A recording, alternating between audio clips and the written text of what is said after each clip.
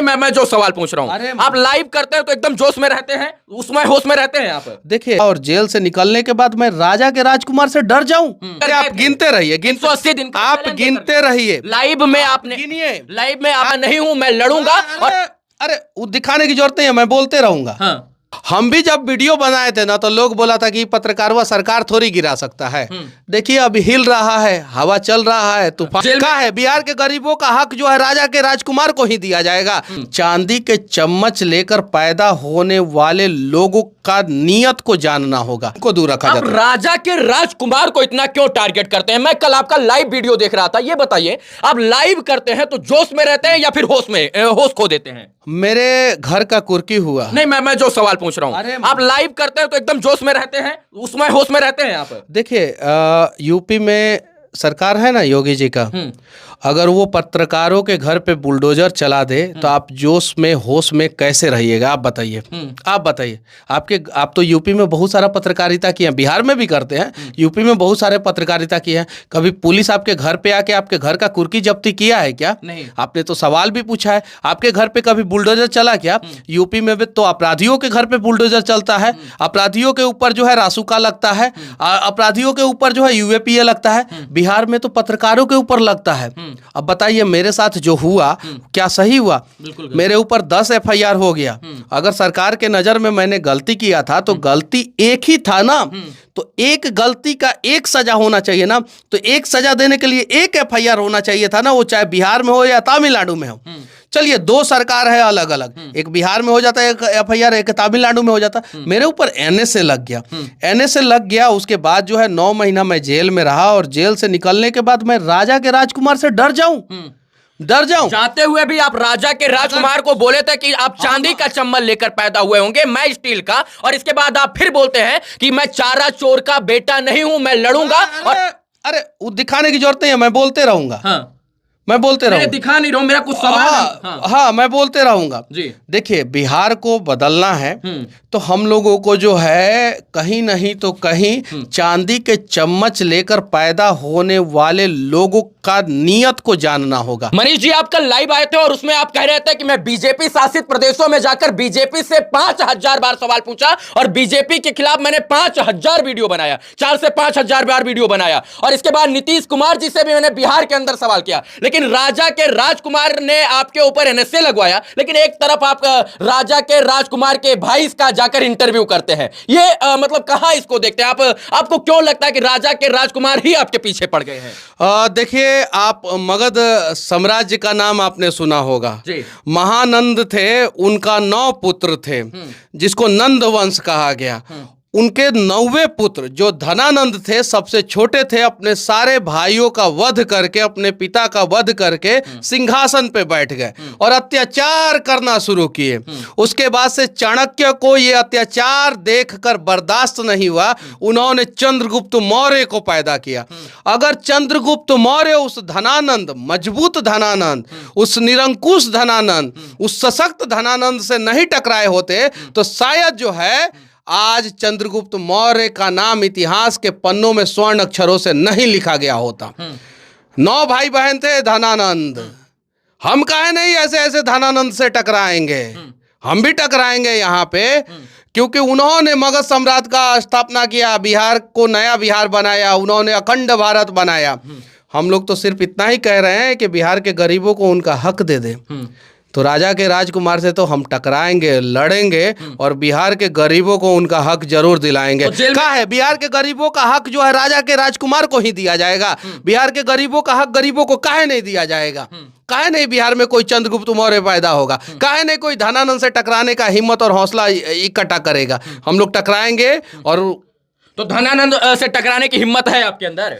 आज के कलयुगी मतलब आज के धनानंद से, 2023 के धनानंद से? धनानंद जब जब पैदा होंगे उनसे टकराने के लिए चंद्रगुप्त मौर्य भी पैदा होगा। तो आपको लगता है कि आप चंद्रगुप्त मौर्य बनने के लिए तैयार हैं, चाहे जितना युद्ध लड़ना पड़े राजा के राजकुमार से यानी धनानंद से?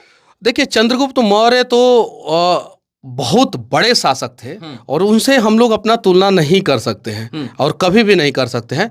लेकिन हाँ, उनके जैसा बनने का प्रयास तो बहुत बड़ी बात है, लेकिन उनके पद चिन्हों पे चलने का प्रयास तो हम लोग जरूर कर सकते हैं। और काहे नहीं कर सकते, वो भी बिहारे के थे और उनकी भी माँ उनको शेर के रूप में ही पैदा की थी और मेरी भी माँ मुझे शेर के रूप में ही पैदा की है। उस समय वो जो है गायों को चराया करते थे और वो धनानंद जैसे निरंकुश शासक से टकरा गए। आज के समय में जो लोग हैं बिहार के लोगों को लूट रहे हैं, वैसे लोगों से हम लोग टकरा जाएंगे। फिर आपके एक लाइव से ही वीडियो, एक और मेरा सवाल है, आपने कहा उस लाइव में बोला था कि नेहरू जी ने एक बार कहा था अटल जी से कि एक बार सरकार चलाकर दिखा देना।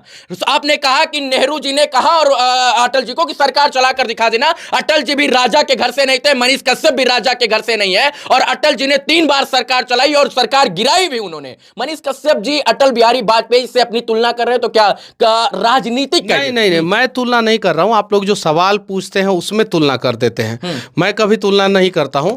अटल बिहारी वाजपेयी को जब एक इस देश का सबसे मजबूत शासक यानी प्रधानमंत्री की कुर्सी पे बैठने वाला मजबूत व्यक्ति सवाल कर दिया कि एक बार सरकार चला के दिखाइए कितना कठिनाई होता है, और अटल बिहारी वाजपेयी ने 3 बार चला के दिखा दिया और उनसे अच्छे ढंग से चलाया।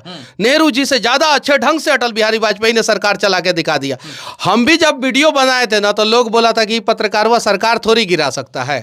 देखिए अभी हिल रहा है, हवा चल रहा है, तूफान आया हुआ है, बवंडर आया हुआ है बिहार में। देखिए अब क्या होता है, भविष्य तो बात अभी हम नहीं बता सकते। 180 दिन का चैलेंज देकर आप गिनते रहिए, 180 दिन का आप गिनते रहिए। लाइव में आपने गिनिए, लाइव में आपने कहा आप गिनिए 180 दिन गिनिए, हम नहीं गिनेंगे, जो वीडियो देख रहे हैं वो गिने। बस धनानंद से चंद्रगुप्त मौर्य बार बार टकराएगा, हर बार टकराएगा और धनानंद का खात्मा हर बार होगा और चंद्रगुप्त मौर्य हर बार सिंहासन पे बैठेगा। तो अटल जी के लिए जो आपने शब्द कहा कि अटल जी राजा के घर से नहीं थे, मैं भी राजा के घर से नहीं हूं। क्या बिहार जो है राजा का बेटा अब जो है राजा नहीं बनेगा? मनीष कश्यप जैसे लोग भी राजनीति में आकर जो है राजनीति में आने का, मैं देखिए हम लोगों का काम है लोगों को जगाना। रामधारी सिंह दिनकर की धरती से हम लोग हैं, राष्ट्र कवि रामधारी सिंह दिनकर उनकी धरती से हैं। 2 बार राज्यसभा का सदस्य जो है नेहरू जी ने उन्हें बनाया था। लेकिन उसके बावजूद जो है चीन से जब युद्ध हो रहा था, जब चीन अंदर भारत में घुसे जा रहा था, तो उन्होंने संसद में वो जो 4 लाइन कहा था, वो 4 लाइन सुनने के बाद जो है शायद जो है किसी का भी खून खौल जाए। रे रोक युधिष्ठिर को ना यहाँ जाने दे उनको स्वर्गधीर, पर फिर हमें गांडीव गदा लौटा दे अर्जुन भीमवीर। कह दे शंकर से आज करे वे प्रलय नृत्य, फिर एक बार सारे भारत में गूंज उठे हर हर बम फिर मंत्रोच्चार। मतलब कि आज के समय में रामधारी सिंह दिनकर बिहार में क्यों नहीं पैदा होते हैं? बिहार हमारा बर्बाद हो रहा है और वो सरकार की आंखों में आके डाल के क्यों नहीं कह रहे हैं कि यार बिहार बर्बाद हो रहा है, तुम इसे बचाओ वरना जो है हम लोगों को जगा देंगे। रामधारी सिंह दिनकर की कविता का ये असर हुआ कि हमारे देश के जवान जब हर हर बम बम महादेव हर हर महादेव कह के और चीन के सेना पे जब टूट पड़े ना, तो चीन फिर वहीं पे रुक गया और उसके वहां से पीछे भागना पड़ा, जो चीन हमारे सीमा में घुस रहा था। तो वैसे ही जो बिहार में भ्रष्टाचार घुस रहा है और बिहार के लोगों के घरों को दिमक की तरह खत्म कर रहा है, खोखला कर रहा है, आज उस भ्रष्टाचार को वहीं पे रोकना है और वहां से पीछे ढकेल के बिहार को भ्रष्टाचार मुक्त बनाना है। आपको क्या लगता है बिहार अन्य राज्यों की अपेक्षा अभी कितने साल पीछे है? 40 साल। डेवलपमेंट के मामले में हम 40 साल पीछे हैं और राज्यों के तुलना में।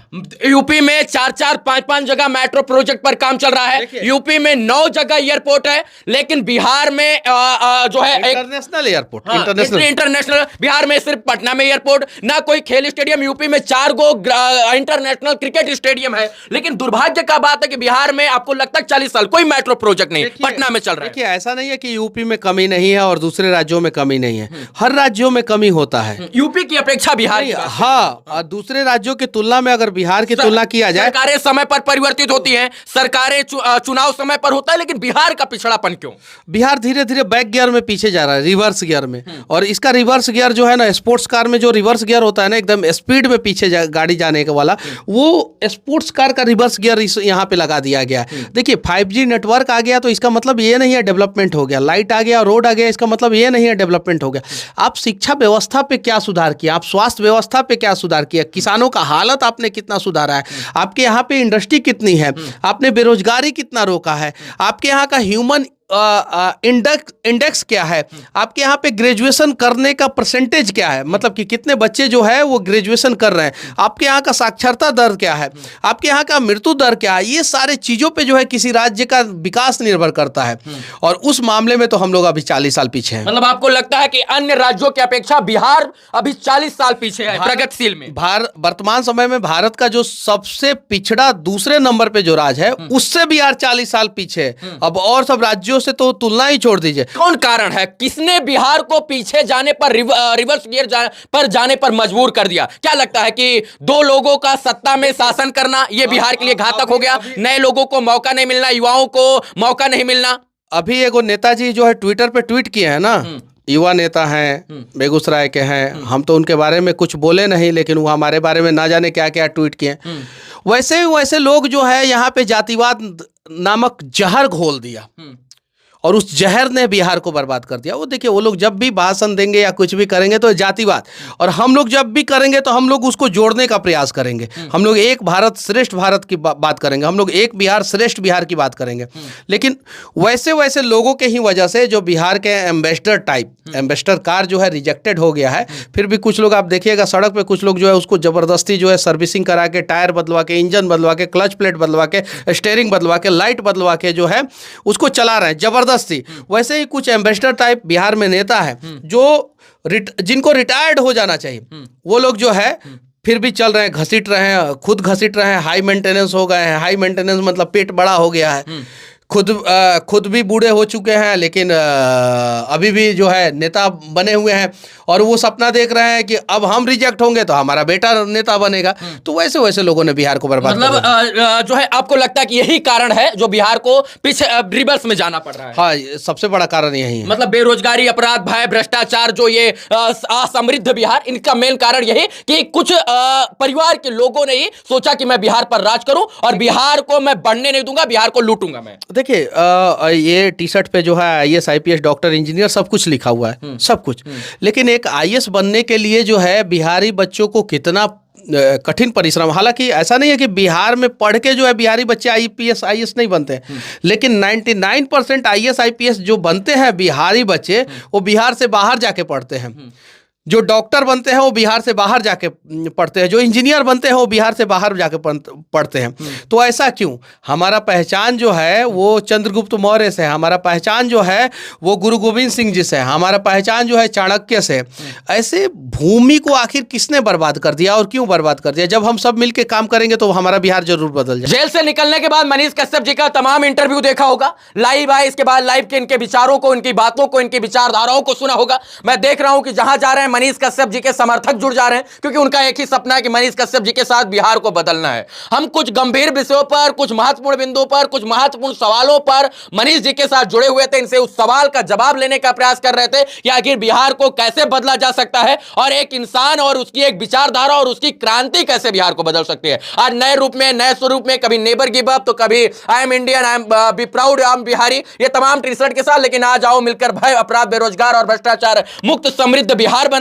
इस टी शर्ट के साथ आज नजर आए तो मैंने मनीष जी के साथ जो है इन्हीं सवालों के साथ शुरुआत किया था। गरीबी का कोई धर्म जाति नहीं होता है, गरीब का कोई धर्म जाति नहीं होता है। ये छुआछूत, ये ऊंच नीच, भेदभाव सब नेताओं तथा अमीरों के चोचले हैं, और उस चोचले से ऊपर उठकर गरीब के लोगों को गरीब के बारे में और बिहार के लोगों को बिहार के बारे में सोचना होगा। तभी बिहार समृद्ध भी होगा और तभी बिहार आगे भी बढ़ेगा। और बिहार को बदलने के लिए सबको साथ में खड़े होकर, कंधे से कंधा मिलाकर, एकजुटता के साथ खड़े होकर सबको बिहार बदलना पड़ेगा। मनीष जी, आप बात किए, इतने गंभीर सवालों का जवाब आपने सुलभता से दिए, उसके लिए बहुत बहुत धन्यवाद आपका। जय हिंद। चलिए, इस वीडियो को देखने के लिए तमाम दर्शकों का आभार, बहुत बहुत धन्यवाद मित्रों। जय हिंद।